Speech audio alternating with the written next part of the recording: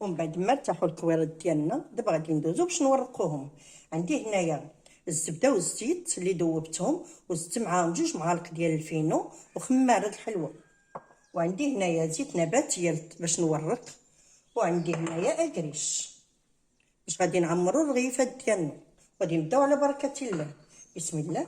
غادي نزيد اكريش بهذه الطريقه هذه، تنوزعو على العجين كامل باش تيجينا في وسط العجين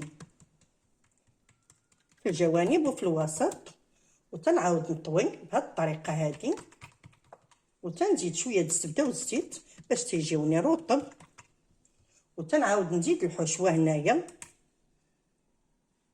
باش تجينا الرغيفات عامرين ما تيجيوش خاويين، وتنعاود نطوي بهذا الشكل هذا، وتنعاود نطوي هكذا بهذه الطريقه هذه باش تيجيونا الرغيفات مرقين.